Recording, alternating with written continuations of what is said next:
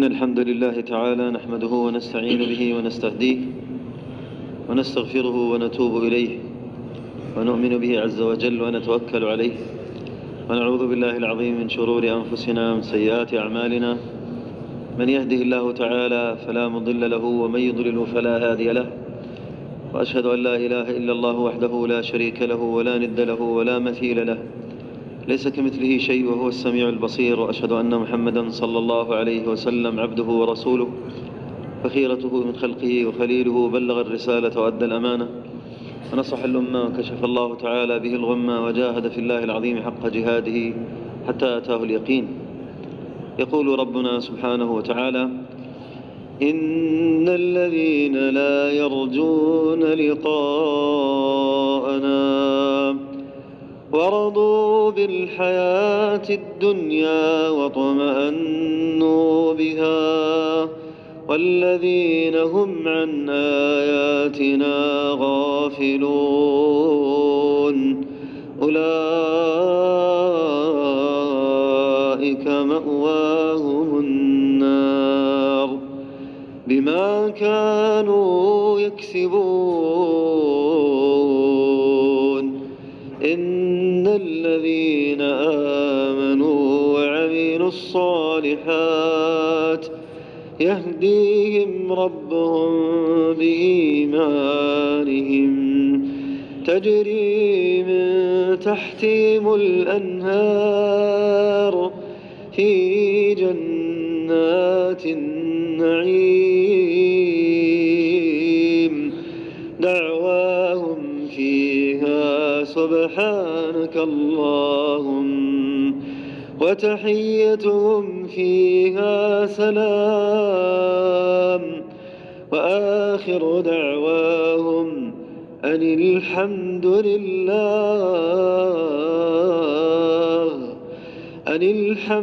لله رب العالمين. صدق الله العظيم. ويقول النبي صلى الله عليه وسلم: من دعا إلى هدى كان له من الأجر مثل أجور من تبعه من غير أن ينقص ذلك من أجورهم شيئا، ومن دعا إلى ضلالة كان عليه من الوزر مثل أوزار من تبعه من غير أن ينقص ذلك من أوزارهم شيئا. بسم الله الرحمن الرحيم نحمده ونصلي على रसूलिहिल करीम। मेरे मोहतरम भाइयों बुज़ुर्गों, शेख साहब ने खुतबा मसनूना और कलामुल्लाह शरीफ की आयत तिलावत करने के बाद फरमाया, आप अलैहिस्सलातु वस्सलाम की हदीस मुबारका है। आप अलैहिस्सलातु वस्सलाम फरमाते हैं कि जो शख्स हिदायत की तरफ लोगों को बुलाए तो जो लोग भी आएंगे और सीधी राह पे चलेंगे तो उनको तो अपना अजर मिलेगा, लेकिन बुलाने वालों को भी मिलेगा और बुलाने वालों यानी कि जो बुलाने वाला है उनको भी मिलेगा, और जिन्होंने अमल किया है और जो हिदायत की तरफ आए हैं उनकी नेकियों में से कोई कमी नहीं होगी। और जो किसी गुमराही की तरफ गुनाह की तरफ लोगों को बुलाए तो यानी उसको जो गुमराही पे आ जाए उनको तो मिलेगा ही, उन पे उसका यानी कि वबाल होगा, लेकिन जिसने बुलाया है उनको भी इसका वबाल होगा। फरमाया कि यानी कि अजर तो मिलेगा और इसी तरह वबाल उसको होगा, लेकिन गुनाह करने वाले और नेकी करने वाले यानी उनके जज़ा में कोई उसमें फ़र्क नहीं आएगा।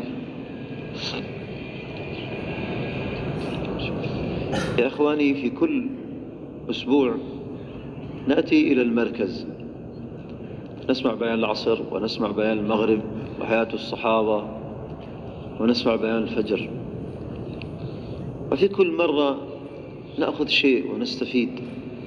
نخرج ل7 شهور، نخرج لسنة، نخرج ل40 يوما، نخرج ل4 شهور. أي مقصد من هذه الأشياء وهذه الأعمال؟ نجتهد في الجهد المقامي. أول مقصد من هذه الأمور جميعها كيف يصبح بيننا وبين الله علاقة حقيقية، كيف يرى الله فينا صدق الشوق الكامل والصدق الكامل للتعلق به سبحانه وتعالى.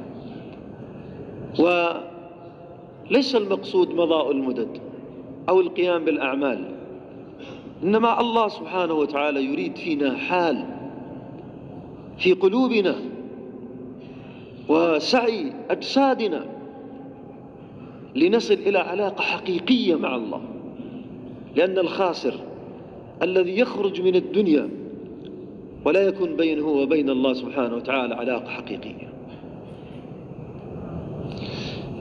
شیخ صاحب نے فرمایا کہ دیکھو ہم یعنی کہ ہر شب جمعہ کو یہاں پہ آتے ہیں اور یہاں پہ مختلف بیانات ہوتے ہیں، کبھی عصر کا بیان، کبھی مغرب کا بیان، تو کبھی عشاء کی کتاب ہوتی ہے حیات الصحابہ، اور اسی طرح جو ہے نا فجر کا بیان بھی ہوتا ہے۔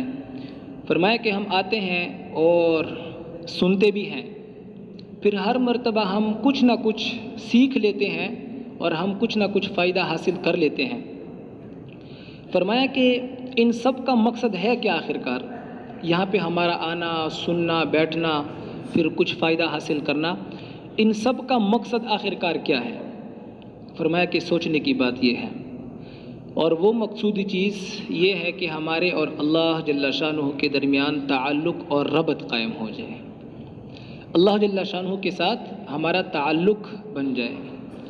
فرمایا کہ یہاں پہ آنا صرف وقت گزاری اور کھانا پینا، ٹائم پاس یہ نہیں ہے، اور صرف عبادات کرنا بھی نہیں ہے، اس لیے کہ عبادات تو ہم اپنے گھر میں بھی کر لیتے ہیں، اپنے مقام پہ بھی کر لیتے ہیں۔ فرمایا کہ یہاں پہ ہمارے آنے سے مقصود کیا ہے؟ تو وہ اصل چیز ہے اللہ جل شانہ کے ساتھ تعلق بنانا۔ فرمایا کہ حقیقی خواب و خاسر اور خسارہ اٹھانے والا شخص وہی ہے جو اس دنیا سے چلا جائے ایسی حالت میں کہ اس کے اور اللہ جل شانہ کے درمیان کوئی تعلق نہ ہو، یہی انسان حقیقی خاسر اور نقصان اور خسارہ اٹھانے والا ہے۔ لذلك يا أخواني الكرام، الفائز الحقيقي هو الذي كل يوم يزداد علاقة مع الله، وهو يحاسب نفسه: أنا في يومي هذا هل استحضرت أن الله يراني؟ الله يسمعني؟ الله يعلم حالي وظرفي، فكم راقبته ليرى مني شوقا للتعلق به سبحانه وتعالى ولزيادة الانضباط به سبحانه وتعالى. ولكن سامحوني، نحن في تقصير في هذه المراقبة، ما نراقب أنفسنا، ما نرى في أنفسنا النقص والحاجة إلى معرفة الله. نرى النقص في الدنيا، الطعام، في الشراب، الدفء عند البرد، الحاجات الدنيوية نرى فيها النقص، وتؤلمنا مشاعرنا عندما تنقص دنيانا، ولكن لا نتألم لنقص الإيمان والارتباط بالله. لماذا؟ ما سعينا إلى الله سعيا كما هو يريد، لأن هذه النفس تخدعنا، تريد أن تفهمنا أننا نسعى إلى ربنا وهي تأخذنا يمينا ويسارا. عمر رضي الله عنه من شدة مراقبته مع الله يتهم نفسه بالنفاق وهو كامل الإيمان وكامل العلاقة مع الله سبحانه وتعالى. والمقصد من هذا الكلام أن الصادق هو الذي كل يوم يسأل نفسه: متى توفقني يا الله لتصبح علاقة بيني وبينك حقيقية وكاملة. فرمایا کہ حقیقی نفع اٹھانے والا اور کامیاب شخص وہی ہے کہ ہر روز اللہ جل شانہ کے ساتھ اس کا جو تعلق ہے اس میں اضافہ آتا رہے، ہر روز اس کے اور اللہ جل شانہ کے درمیان جو تعلق ہے، جو ارتباط ہے، ربط ہے، اس میں اضافہ آتا رہے۔ حقیقی کامیاب شخص وہی ہے۔ فرمایا کہ ہر روز یعنی وہ یہ سوچے، یہ مراقبہ کرے کہ آیا میری عبادت ایسی عبادت ہے کہ میں جب عبادت کیا کرتا ہوں تو اللہ جل شانہ وہ مجھے اپنے سامنے نظر آتے ہیں یا نہیں؟ آیا جب میں نماز پڑھتا ہوں، جو بھی میں عبادت کیا کرتا ہوں، تو اس وقت عبادت کے دوران اللہ جل شانہ مجھے اپنے سامنے نظر آتے ہیں یا نہیں؟ کہ اللہ جل شانہ تو میری سن رہے ہیں، اللہ کی ذات تو مجھے دیکھ رہے ہیں، اور میں ابھی جو سوچ رہا ہوں اللہ جل شانہ کی ذات تو وہ سب علیم بذات صدور ہے، سب کچھ وہ جانتے ہیں۔ آیا ہمارے ایمان میں اضافہ آتا ہے یا نہیں؟ فرمایا کہ کامیاب شخص وہی ہے۔ فرمایا کہ ہماری عبادات کے اندر اگر کمی آتی ہے تو آیا ہمیں اس کا احساس ہوتا ہے کہ آیا میری عبادات میں کمی ہے اور میرے اس اللہ جل شانہ کے ساتھ تعلق اور ربط کے اندر کمی آ گئی ہے؟ ہمیں یہ احساس ہوتا ہے یا نہیں؟ فرمایا کہ ہمیں تو دنیاوی چیزوں کا احساس ہے۔ اگر ہمارے پاس مال کم ہو جائے تو ہمیں احساس ہوتا ہے کہ ہمارا مال کم ہو گیا۔ فرمایا کہ ہم ہر روز اسی کے پیچھے لگے ہوتے ہیں کہ ابھی سردی شروع ہو گئی، لہٰذا سردی سے بچنے کے لیے مجھے کس چیز کی ضرورت ہے، ہر روز وہ سوچتا رہتا ہے۔ لیکن آیا دین کے اندر کمی آ گئی تو آیا اس کو اس بات کا استحضار ہے یا نہیں کہ میرے اور اللہ جل شانہ کے درمیان جو تعلق ہے اس کے اندر کمی آ گئی؟ حضرت عمر بن خطاب رضی اللہ تعالیٰ عنہ کامل ایمان والے اور خلیفہ ثانی، اور آپ علیہ الصلاۃ والسلام جن کے بارے میں فرما رہے ہیں کہ میرے بعد اگر کوئی نبی ہوتا تو عمر ہوتا، وہ عمر کیا فرما رہے ہیں؟ اپنے نفاق کے بارے میں کہہ رہے ہیں۔ حالانکہ عشرہ مبشرہ میں سے میرے محترم بھائی بزرگوں حقیقی کامیاب وہی تھے کہ جنت کی خوشخبری ملنے کے باوجود، عشرہ مبشرہ میں سے ہونے کے باوجود ان کو اس بات کا احساس ہوا کرتا تھا کہ آیا آج میرے ایمان میں ترقی آئی یا نہیں، اللہ کے ساتھ میرا تعلق اس میں اضافہ آیا یا نہیں۔ تو اس لیے میرے محترم بھائی بزرگوں فرمایا کہ ہمیں ہر روز اس بات کا احساس ہونا چاہیے کہ میرے ایمان کے اندر ترقی آ جائے۔ لما سئل الشيخ الياس رحمه الله قال: أنت ماذا تريد من هذا الجهد المبارك؟ قال كلام عجيب، هذا الذي ينقصنا الآن. قال: أنا أريد من هذا الجهد إعادة الشعور إلى الأمة بحاجة الدين ومسؤولية الدين. الشعور في داخل الأمة مات، هو لا يرى أنه محتاج للدين،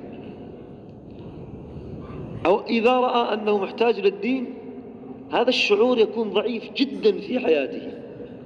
ولكن الشعور بحاجة الدنيا يجعل الإنسان يسافر لكسب المال، ويترك الأولاد ويترك الزوجات ويتحمل حرارة الجو وبرودة الجو من أجل الكسب المالي، ويفارق الزوجة ويفارق الأولاد ويفارق الوطن، لأنه شعر أنه محتاج لهذه الدنيا، محتاج لهذه الأسباب المادية. فقال: أنا أريد أن يتبدل هذا الشعور، نقل الأمة من شعور حاجة الدنيا إلى شعور الإيمان والأعمال، إلى شعور مسؤولية الدين وحاجة الدين، حتى إذا نقص الدين بذلت الأمة القليل والكثير والغالي والنفيس من أجل حصول الدين. فرمایا کہ شیخ مولانا الیاس رحمہ اللہ، ان سے ایک مرتبہ پوچھا گیا کہ اے حضرت، آپ نے جو یہ محنت شروع کی، یہ دعوت و تبلیغ والی، اس محنت سے آپ کا مقصد آخرکار کیا ہے؟ فرمایا کہ شیخ الیاس رحمہ اللہ نے بہت ہی عجیب جواب دیا۔ فرمایا کہ انہوں نے جو جواب دیا آج وہ ہمارے اندر کم پائی جاتی ہے۔ مولانا الیاس رحمہ اللہ انہوں نے فرمایا کہ اس دعوت والی محنت، اس سے میرا مقصود صرف اور صرف انسان کے شعور کو جگانا ہے کہ آیا یہ دین، یہ اللہ جل شانہ کے احکامات اور پیارے نبی صلی اللہ علیہ وسلم کے طریقے، یہ میری ذمہ داری بھی ہے اور یہ میری ضرورت بھی ہے۔ انسان کا یہ شعور جاگ جائے اور انسان کو اس بات کا احساس ہو جائے کہ دین میری ذمہ داری بھی ہے اور یہ دین میری ضرورت بھی ہے۔ فرمایا کہ آج ہم دنیا کا تو ہمیں احساس ہے، اس کو ہم اپنی ضرورت بھی بنا بیٹھے اور اس کو اپنی حاجت بھی سمجھتے ہیں۔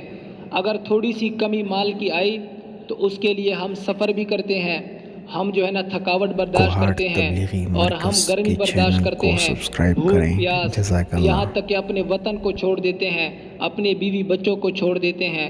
लेकिन मेरे मोहतरम भाई बुजुर्गों, मौलाना इलियास रहमतुल्लाह अलैह ने जो फरमाया कि इस दावत वाली मेहनत से सिर्फ एक ही मकसद है कि ये जो शऊर है दुनिया के लिए, फरमाया कि ये दीन की तरफ मुंतकिल हो जाए, और ये जो शऊर है, ये जो एहसास है, बजाय दुनिया के उसको दीन का एहसास लग जाए कि ये दीन, ये अल्लाह जल्ला शानहू के अहकामात, ये मेरा मकसद भी है और ये मेरी ज़िम्मेदारी भी है।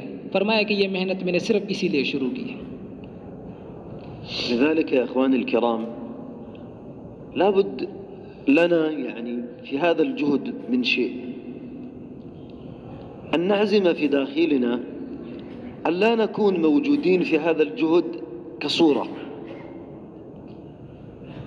الصورة الإنسان ينظر إليها يتأثر بس فقط من جمالها ثم يتركها ويذهب. الله جعل أصحاب الصدق في هذا الجهد لهم أثر عجيب. جئت إلى الباكستان قبل 23 سنة أول مرة في سنة 2000، فكنت أسمع الشيخ عبد الوهاب رحمه الله يقول نحن في هذا الجهد ليس مقصودنا التوسع والانتشار، يعني الكثرة، لا نريد الكثرة، وإنما نريد العمق والرسوخ، أي النوعية. إيش يعني؟ عمر بن عبد العزيز رحمه الله عاش في الخلافة 2 و4 شهور بسبب الحال الذي كان بينه وبين الله تبارك وتعالى. في هذه 2 والفترة القصيرة ملأ الأرض عدلا، هابوا أصحاب الباطل في سلطانهم، وأصلت الحقوق إلى أصحابها، وخافت الذئاب أن تعدو على الغنم في فترة قصيرة. ما السبب؟ عمر في الفترة التي قبل أن يحكم فيها الأمة كل يوم كان يزداد علاقة مع الله ويقوم على مقصد وجوده. ونحن الآن سامحوني، كم الله جعل لنا أثر في العالم في هذا الجهد، كم الله غير بنا. إيش السبب؟ ما شعرنا بقيمة أنفسنا. من أعظم اللذة التي يجدها الإنسان في هذا الجهد المبارك أن هذا الجهد يعيد فيك شعورا بقيمة نفسك. ووالله أن الأمة بغير هذا الجهد خسرت في أنفسها من أعماقها من داخلها قيمة أنفسها، بل إنها تقر أنه ليس لها قيمة إلا بأسبابها ودنياها ومتاعها. وهذا الجهد يعيدنا إلى قيمتنا. फरमाया कि आज एक बात इंतहाई ज़रूरी है जिसे हम अपने जहन में बिठाएं। फरमाया कि इस मेहनत में हमें सिर्फ़ एक सूरत और एक तस्वीर की मिसल नहीं बननी चाहिए। जैसे एक सूरत एक तस्वीर होती है, उसका कोई फ़ायदा नहीं, बस सिर्फ़ वो देखने के लिए और देखने में लज्जत महसूस होती है, उसकी कोई हकीकत नहीं होती। फरमाया कि आज माजरत में चाहता हूँ, फरमाया कि इस मेहनत में हम इस तरह, तो फरमाया कि तकरीबन 23 साल पहले पाकिस्तान शेख साहब यहाँ पे आए थे। तो सन 2000 में उस वक़्त हाजी अब्दुल वहाब साहब रहिमहुल्लाह उन्होंने फरमाया कि इस मेहनत से हमारा मकसद कमियत, क्वांटिटी, तादाद का बढ़ाना मकसूद नहीं है कि हमारी कसरत हो जाए और रायवेड मरकज़ और इसी तरह हर शहर के अंदर जो भी मराकज़ हैं वो मराकज़ तादाद से लोगों से भर जाए। फरमाया कि हमारा मकसद ये नहीं है।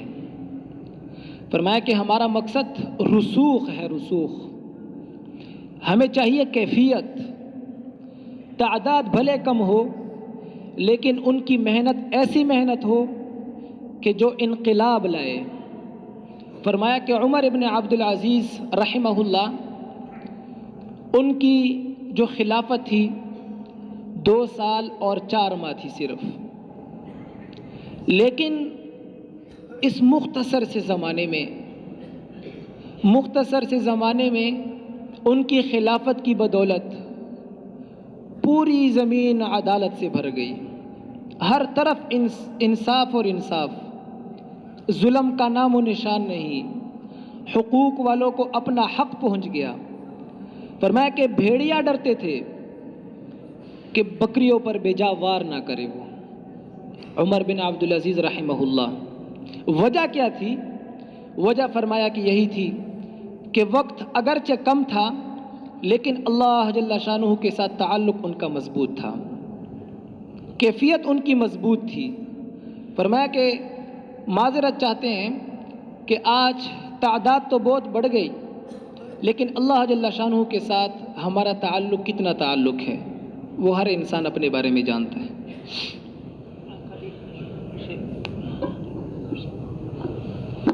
بھائی بیان ختم نہ تھا تو اس تا پتہ دا دی وقت لگ پرے دے پورا مطالبہ کو لگ سوڑا خدا ہو اجر ډیر وي۔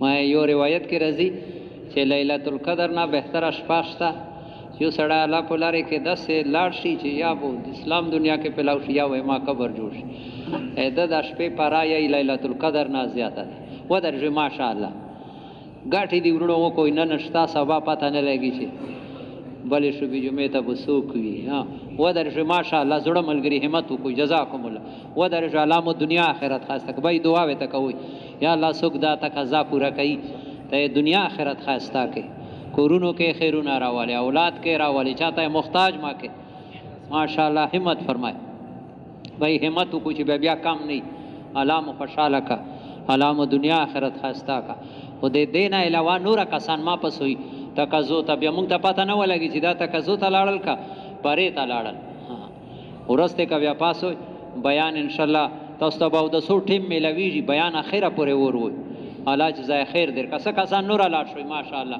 چې بیا کم نه علام دنیا آخرت خاصه کا دل نہیں چاہتا اس وقت تقاضا پورا کرنا زبردست ترقی ہوتا ہے۔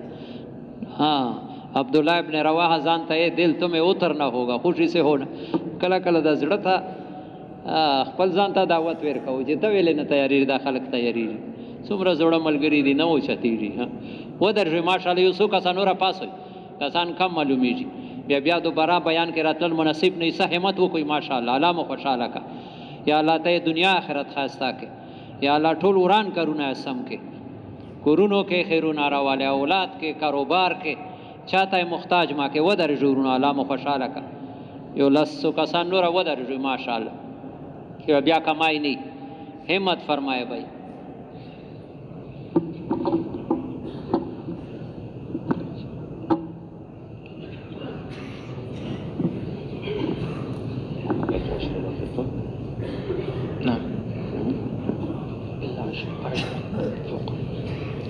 لذلك يا أخواني الكرام من هذا الجهد أساس القيام عليه 3 أشياء: البيئة والصحبة والأعمال. كون النبي صلى الله عليه وسلم هذه 3 أشياء في مكة، وحتى الأمة تصلح حياتها لابد من هذه 3 أشياء، وهذا الله أكرمنا فيه كذلك في هذا الخروج في سبيل الله: البيئة الصالحة والأعمال الصالحة والصحبة الصالحة. وهذه 3 أشياء لابد أن تكون بترتيب صحيح. البيئة الصالحة إذا لم يكن فيها أعمال صالحة لا تصبح بيئة صالحة، والبيئة الصالحة إذا لم يكن فيها الصحبة الصالحة لا تستطيع أن تؤثر في الذي يكون فيها. وحتى يكمل لنا التربية في زمن الخروج وفي المقام لا بد من تكوين هذه 3 أشياء بالكيفيات الصحيحة: البيئة الصالحة التي على أساس الارتباط بالله يقوم أحبابه، وعلى أساس المحبة، وعلى أساس تقديم هذه الأعمال أعمال الجهد على أي شيء نحن لا نقول نترك الدنيا والأسباب، لا، ولا يقول هذا مشايخنا، ولكن نقدم هذه الأعمال على كل الظروف. فبسبب التقديم لهذه الأعمال أولا الله جل جلاله يغير صفاتنا ويبدلها، لما يرى فينا تقديم الإيمان والأعمال على دنيانا يربينا ويرقينا وهو يتكفل بحوائجنا، فلا نبذل هذا الجهد الكبير الذي نبذله في قضاء حوائجنا، تصبح حوائجنا مقضية بالسهولة واليسر. فرمایا کہ یہ جس محنت میں ہم آئے ہیں اور جو محنت ہم نے شروع کی ہے دعوت والی، فرمایا کہ اس محنت میں 3 چیزوں کا ہونا انتہائی ضروری ہے، اور وہ 3 چیزیں آپ علیہ الصلاۃ والسلام نے مکہ مکرمہ میں تینوں کو وجود بخشا۔ ایک تو یہ کہ ہمارا جو ماحول ہے، ماحول ہمارا بہترین ماحول ہو، ہمیں اپنے لیے ایسا ماحول تلاش کرنا چاہیے کہ جس میں ہمیں فائدہ ملے اور وہ بہترین ہو۔ دوسری بات یہ کہ ہمارے لیے اعمال صالحہ، اعمال کا بھی درست ہونا یہ بھی انتہائی ضروری ہے۔ اور تیسری بات یہ کہ ہماری جو صحبت ہے وہ صحبت بھی ہماری صالحین کے ساتھ ہو، نیک لوگوں کے ساتھ۔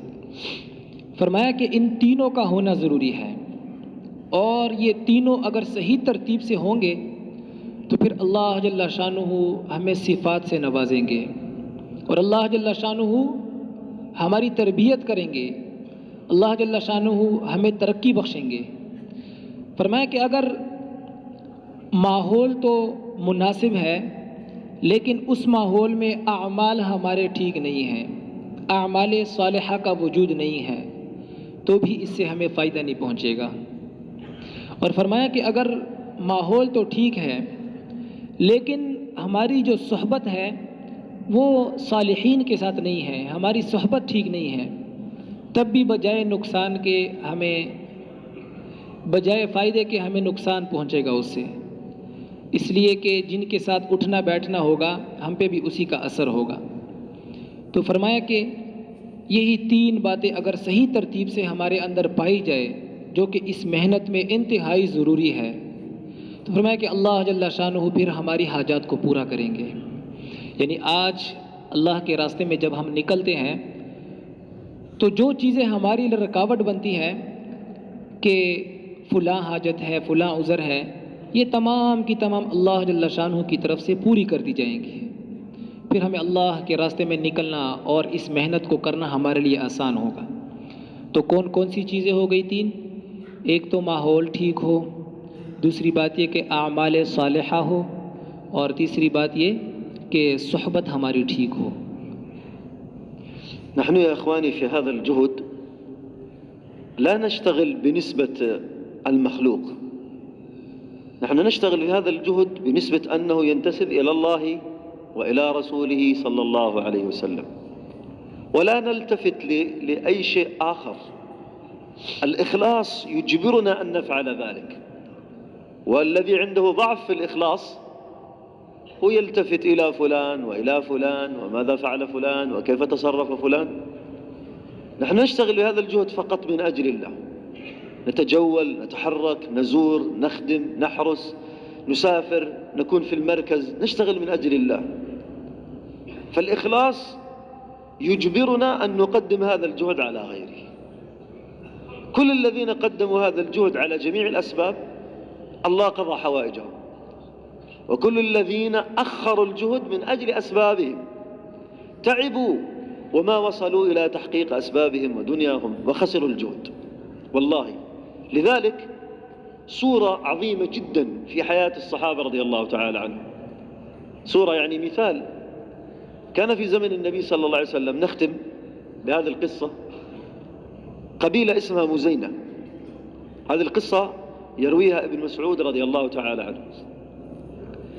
وكان في هذه القبيلة شاب صغير عمره 20 سنة، في رواية أخرى 17 سنة، اسمه عبد العزى المزني. وكان الصحابة رضي الله تعالى عنهم يمرون من طريق قبيلته فكلما مروا في طريق هذه القبيلة رآهم ونظر إلى أشكالهم وتأثر من صفاتهم، فاقترب منهم وسمع كلامهم وتأثر من هذه الصفات وبدأ يفكر في الإسلام. وكان أبوه قد توفي وكان غني جدا، مع صغر سنه غني جدا، له أموال كثيرة وبساتين ومزارع ودواب. وبعد موت أبيه كان في صحبة عمي، وكان عمه كذلك هو رئيس القبيلة، فكان يسمع الأحوال من الصحابة وبالحكمة ينقل هذه الأحوال وصفات الصحابة إلى عمي. كان عمه يقول له: لا تتبع محمد، لقد عاداه قومه، فرق جماعتهم، عاب آلهتهم، سفه أحلامهم، فلا تتبع محمد. وهو صفات الصحابة أخذت قلبه، ثم يسمع الكلام من عمه، ثم يرجع مرة أخرى في طريق مرور الصحابة ويجلس إليهم ويسمع منهم حتى قرر أن يسلم. ولما قرر أن يسلم عرض الأمر على عمه، فقال له عمه: والله يا ابن أخي، إن أسلمت لأجردنك من كل شيء حتى من ثوبك ونعلك. فقال: يا عم أو تفعل؟ قال: والله لأفعلن. ففي هذه الفترة أصابته الحيرة وأصابه الغم ولم، ماذا أنا أفعل؟ عمي يريد أن يجردني من مالي ومزارعي وبساتيني ودوابي وكل شيء. فجلس محتارا أسبوع، 10 أيام، أسبوعين، ولكن أثر صفات الصحابة رضي الله عنهم في قلبي كانت أغلب وأكثر. فذهب إلى عمه وقال له: يا عم، والله جردني من كل شيء إلا من دين محمد صلى الله عليه وسلم. فما كان من عمه إلا أن جعل يرغبه: يا بني، أتترك المال والوجاهة والرئاسة وتتبع محمد؟ هذا الإنسان البسيط كذا كذا كذا. قال له: افعل ما شئت. فذهب عمه وأخذ بعض الرجال وأخذوا من هذا الشاب عبد العزى المزني كل شيء، وما أبقوا له شيئا، وما بقي له إلا بجادة، أي عباءة بجادة اتزر وستر نفسه بها، وكان له نعل قديم، لف بعض أطراف البجادة على نعله خسفه وذهب إلى النبي صلى الله عليه वसल्लम मुहाजिरन।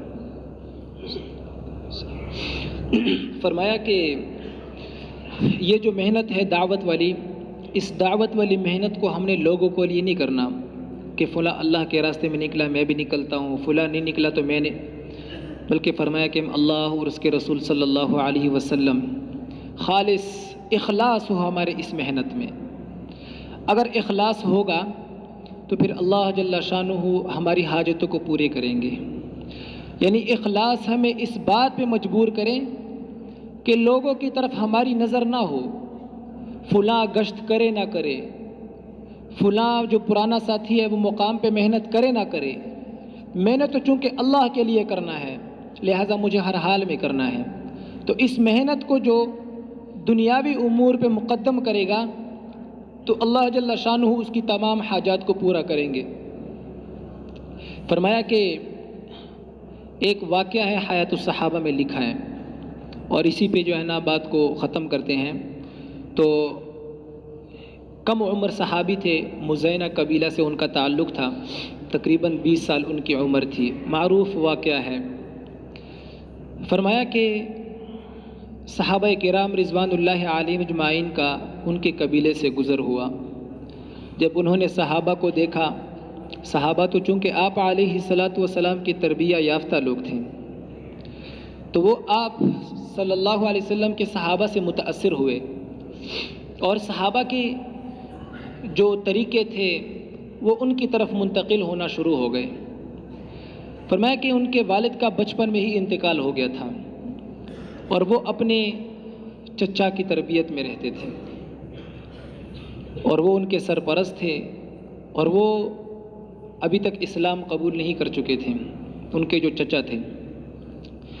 तो वो जो है ना इस सहाबी को जो 20 साल की उम्र थी, कम उम्र सहाबी थे, इनको रोका करते थे कि आया तू मोहम्मद के सहाबा, मोहम्मद उनको तो अपने कबीले ने नहीं छोड़ा, उन्होंने भी जो है ना अपने रिश्तेदारों ने नहीं छोड़ा उनको, ان کو تو ساحر کہہ دیا، مجنون، کیا کیا باتیں ان کے بارے میں وہ سنایا کرتا تھا کہ آیا تو ان کی اتباع کرنے جا رہا ہے۔ لیکن صحابہ کرام رضوان اللہ علیہم اجمعین ان کے جو طریقے تھے آپ علیہ الصلوۃ والسلام سے سیکھے تھے، ان کا اثر ہو گیا تھا ان پہ، لیکن وہ کسی بات سننے کے لیے، کوئی بات سننے کے لیے وہ تیار نہیں تھا۔ وہ پھر صحابہ کرام رضوان اللہ علیہم اجمعین ان کی مجلس میں جا کے بیٹھا کرتا تھا اور ان کی باتیں سنتا اور ان کے طور و طریقے ان کو دیکھا کرتا تھا، یہاں تک کہ وہ اسلام قبول کر گئے اور وہ مسلمان ہوئے۔ جب وہ واپس آئے اپنے گھر اور اپنے چچا سے اس بات کا ذکر کیا تو چچا چونکہ وہ مسلمان نہیں ہوئے تھے تو انہوں نے کہا کہ اے بھتیجے، تو نے اسلام تو قبول کر لیا، خدا کی قسم کہ تیرا کوئی چیز، وہ بچپن میں بہت تھا، چھوٹی عمر کا، لیکن مالدار بہت تھا، تو اس لیے چچا نے کہا، قسم اٹھائی کہ میں آپ کے پاس کوئی چیز بھی نہیں چھوڑوں گا، یعنی بالکل ہر چیز سے آپ کو میں فارغ کر دوں گا، خالی کر دوں گا، آپ کا جو مال ہے، یہ دولت ہے، سب کچھ میں آپ سے لے لوں گا اور آپ کو گھر سے باہر نکال دوں گا۔ تو انہوں نے جب یہ بات سنی تو انہوں نے کہا کہ اے میرے چچا، آیا حقیقت میں آپ ایسے کرنے والے ہیں؟ کیونکہ وہ تو سرپرست تھے ان کے اور ابھی تک ایسی بات انہوں نے سنی بھی نہیں تھی۔ تو انہوں نے کہا کہ آیا چچا آپ حقیقت میں ایسا کرنے والے ہیں؟ تو چچا نے کہا کہ بالکل میں ایسا ہی کروں گا۔ کہتے کہ وہ بہت حیران ہوئے اور کیونکہ کم عمر تھی تو ہفتہ 2 ہفتے اس بیچ میں گزر گئے۔ فرمایا کہ انہوں نے بھی قسم اٹھائی اور ان کو کہا، خدا کی قسم، جو چیز تجھے لینی ہے تو لے لے، میرے مال و دولت کو چھین لے، تو جو کرنا ہے تو کر لے، لیکن محمد صلی اللہ علیہ وسلم کے دین کو تو مجھ سے نہیں چھین سکتا۔ فرمایا تو جو کچھ کرنا چاہتا ہے کر لے، لیکن محمد صلی اللہ علیہ وسلم کا دین وہ تو مجھ سے نہیں چھین سکتا۔ فرمایا کہ ان کا ایک چادر تھا اور پرانی چپل تھی، فرمایا کہ وہ لے کر ہجرت کر گئے۔ تو میرے محترم بھائی بزرگوں، ایمان ان کے دل میں جگہ بنا گئی تھی اور ایمان ان کا مضبوط تھا، جیسے کہ شیخ صاحب نے پہلے فرمایا کہ اصل چیز اس محنت سے کیا ہے، مقصود ہمارا اللہ جل شانہ کے ساتھ تعلق کو مضبوط کرنا۔ وهو ذهب إلى النبي صلى الله عليه وسلم في هذه العباءة البسيطة مشيا على أقدامه، ولما وصل إلى المدينة ورآه النبي صلى الله عليه وسلم تأثر، إيش هذا الشاب الصغير الذي يلبس هذه العباءة الممزعة والثوب النعل البالي، فقال له من أنت وما أنت؟ قال يا رسول الله أنا اسمي عبد العزى المزني، وأخبره بقصته، فلما سمع أنه يعني لم يرى النبي عليه الصلاة والسلام ولم يرى الصحابة، فقط جلس معهم بضعة أوقات بسيطة وضحى هذه التضحية العالية، أصبح النبي صلى الله عليه وسلم يبكي، فقال ما اسمك مرة أخرى؟ قال اسمي عبد العزى، قال بل أنت عبد الله ذو البجادين. ذو البجادين يعني العباءة، كونه أخذ التزر بنصفها وخسف نعله بنصفها، فقال للصحابة رضي الله عنهم أصلحوا حال أخيكم وأكرموه، فعاش مع النبي صلى الله عليه وسلم والصحابة الكرام بدأوا يعلموا الإسلام، عاش بضعة أشهر، ولما جاءت غزوة تبوك خرج مع النبي صلى الله عليه وسلم، وفي الطريق جاء إلى النبي عليه الصلاة والسلام فقال يا رسول الله ادعو الله لي أن أموت شهيدا، فقال النبي صلى الله عليه وسلم اللهم حرم سيوف الكفار عليه. قال يا رسول الله أنا أقول لك أن أموت شهيدا، أنت تقول حرم سيوف الكفار علي؟ قال يا عبد الله لا عليك. فقل ابن مسعود فلما وصلنا مكان المعركة نمت بجوار رسول الله صلى الله عليه وسلم وأبي بكر وعمر ليلة ليلتان، وبعد عدة ليالي استيقظت في الليل ما رأيت النبي صلى الله عليه وسلم في فراشه ولا أبو بكر ولا عمر، فجعلت أبحث عنهم فإذا هم في ناحية من مكان الجيش وقد أشعلوا نارا، فقمت من فراشي وذهبت إلى النبي صلى الله عليه وسلم، قلت يا رسول الله ماذا تفعلون؟ قال نحفر قبرا. قال لمن يا رسول الله؟ قال أخوك عبد الله ذو البجادين أصابته الحمى فمات شهيدا، وأبو بكر وعمر يحفران قبره، فلما انتهيا من حفر قبره قال للصحابة أعطونا جنازته، فقال النبي صلى الله عليه وسلم لا تأخذوا جنازته، اصعدوا وأنا نازل. فنزل النبي صلى الله عليه وسلم قال أعطوني الجنازة، وحمل النبي صلى الله عليه وسلم الجنازة ولحده ورفع يديه صلى الله عليه وسلم إلى الله جل في علاه، والصحابة ينظرون. فقال صلى الله عليه وسلم في دعائه: اللهم إني أشهدك أني راض عنه فارضى عنه، اللهم إني أشهدك أني راض عنه فارضى عنه، اللهم إني أشهدك أني راض عنه فارضى عنه. فقال ابن مسعود: فبكيت وبكى الناس حولي وتمنينا يا ليتنا مكان صاحب هذا القبر. أبو بكر وعمر يحفران قبره، ورسول الله صلى الله عليه وسلم يلحد ويلح بالدعاء له. هذا نتيجة تقديم أعمال الجهد على الدنيا، ولكنه لو قدم دنياه على جهد رسول الله هل يستطيع أن يصل إلى هذه المنزلة؟ عمه قدم الدنيا والأموال والأشياء فأصبح في مزبلة التاريخ والذكر، وهذا الشاب الصغير وفق فقدم الأعمال، فكانت هذه نتيجة تقديم أعمال الجهد على الدنيا. نسأل الله أن يرزقنا إن شاء الله بعد المغرب نسمع البيان وننوي الاستعداد ونقدم استعدادنا في جميع الترتيبات والمدد بإذن الله في مشارق الأرض ومغاربها. جزاكم الله خير.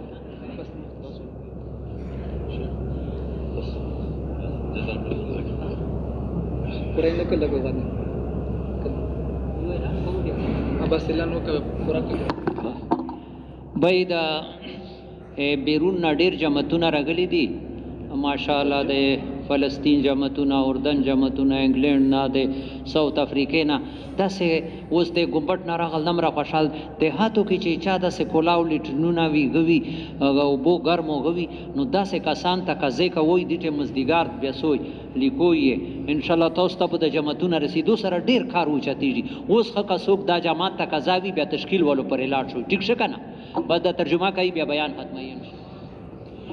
بس انشاءاللہ مختصر یہ واقعے کو ختم کرتے ہیں. فرمایا کہ یہ صحابی عبد العزیٰ المزنی رضی اللہ تعالیٰ عنہ آپ علیہ الصلوۃ والسلام کی خدمت میں حاضر ہوئے، اور ان کے پاس وہ ایک چادر تھی جن کو 2 ٹکڑے بنا دیا تھا. ایک ٹکڑے میں سطر کو چھپایا اور دوسرے ٹکڑے کے اندر اپنی چپل کو آپ علیہ الصلوۃ والسلام کی خدمت میں حاضر ہوئے. آپ علیہ الصلوۃ والسلام نے پوچھا کہ آپ کون ہیں؟ فرمایا میں عبد العزیٰ مزنی ہوں. آپ علیہ الصلوۃ والسلام نے جب دیکھا اور ان کے احوال سب قصہ سنا دیا، انہوں نے آپ علیہ الصلوۃ والسلام کی آنکھوں میں جو ہے نا آنسو آ گئے. اور اس کے بعد پھر فرمایا کہ آپ کا نام کیا ہے؟ فرمایا کہ میرا نام عبد العزیٰ مزنی. آپ علیہ الصلوۃ والسلام نے فرمایا کہ آپ عبداللہ ذوالبجادین ہیں، یعنی 2 ٹکڑے والے. فرمایا کہ اس کے بعد غزوہ تبوک میں وہ جب چلے گئے راستے میں آپ علیہ الصلوۃ والسلام کی خدمت میں حاضر ہوئے. یا رسول اللہ میرے لیے دعا کیجئے کہ مجھے جو ہے نا اللہ کے راستے میں موت شہادت مل جائے. آپ علیہ الصلوۃ والسلام نے ہاتھ اٹھائے، دعا مانگی، اے اللہ ان کی دشمنوں کی تلواروں کو ان کے بدن پہ حرام کر دے. آپ علیہ الصلوۃ والسلام سے انہوں نے فرمایا یا رسول اللہ میں نے تو شہادت کی دعا مانگی ہے، آپ کہہ رہے ہیں کہ یعنی ان کی تلواریں مجھ پہ حرام ہو جائے. آپ علیہ الصلوۃ والسلام نے پھر فرمایا کہ نہیں، ان کے بدن پہ نہیں. فرمایا کہ یعنی جب وہ پہنچ گئے اپنے منزل پہ تو وہاں پہ آپ علیہ الصلوۃ والسلام کے ساتھ ابو بکر صدیق رضی اللہ تعالیٰ عنہ، حضرت عمر رضی اللہ تعالیٰ عنہ بھی تھے. فرمایا کہ ایک رات ایسا ہوا کہ ابو بکر صدیق رضی اللہ تعالیٰ عنہ اور اسی طرح حضرت عمر رضی اللہ تعالیٰ عنہ انہوں نے آپ علیہ الصلوۃ والسلام کو اپنے بستر پہ نہ پایا. آپ علیہ الصلوۃ والسلام لشکر کے ایک طرف وہاں پہ آگ جل رہی تھی تو آپ علیہ الصلوۃ والسلام کو دیکھا، پوچھا یا رسول اللہ آپ یہاں پہ کیا کر رہے ہیں؟ آپ علیہ الصلوۃ والسلام نے فرمایا یہاں پہ ہم نے قبر کھودنی ہے. فرمایا کس کے لیے؟ فرمایا کہ عبداللہ ذوالبجادین کے لیے. وہ بخار کی وجہ سے اللہ جل شانہ نے ان کو شہید کر دیا، یعنی بخار ان کی شہادت کا ذریعہ بن گیا اور جو ہے نا ان کے لیے قبر کھودی گئی. اور آپ علیہ الصلوۃ والسلام خود جو ہے نا قبر میں اترے اور حضرت ابوبکر صدیق اور حضرت عمر رضی اللہ تعالیٰ عنہما آپ علیہ الصلوۃ والسلام سے فرمایا یا رسول اللہ ہم ان کو دفنا دیتے ہیں. آپ علیہ الصلوۃ والسلام نے فرمایا کہ نہیں، میں اپنے ہاتھوں سے ان کو دفن کروں گا. آپ علیہ الصلوۃ والسلام نے اپنے ہاتھوں سے دفن کیا اور اس کے بعد جو ہے نا آپ علیہ الصلوۃ والسلام نے ہاتھ اٹھائے، فرمایا کہ یا اللہ تو گواہ بن، میں اس سے راضی ہوں تو اس سے راضی ہو جا. یا اللہ تو گواہ بن میں اس سے راضی ہوں تو اس سے راضی ہو جا، یا اللہ تو گواہ بن میں اس سے راضی ہوں تو اس سے راضی ہو جا۔ حضرت عبداللہ بن مسعود رضی اللہ تعالیٰ عنہ فرماتے ہیں کہ آپ علیہ الصلوۃ والسلام کے اس عمل کو اور صحابی کو جو یہ مقام مرتبہ ملا، اس کو دیکھ کر جو ہے نا مجھے رشک ہوا کہ کاش کہ یہ اس مٹی کے اندر جو دفن ہے اس کی جگہ میں ہوتا۔ فرمایا کہ آپ علیہ الصلوۃ والسلام کے جو ہے نا اس دعا مانگنے کے بعد جو ہے نا آپ علیہ الصلوۃ والسلام بھی روئے اور سب صحابہ وہاں پہ روئے۔ وآخر دعوانا ان الحمد للہ رب العالمین۔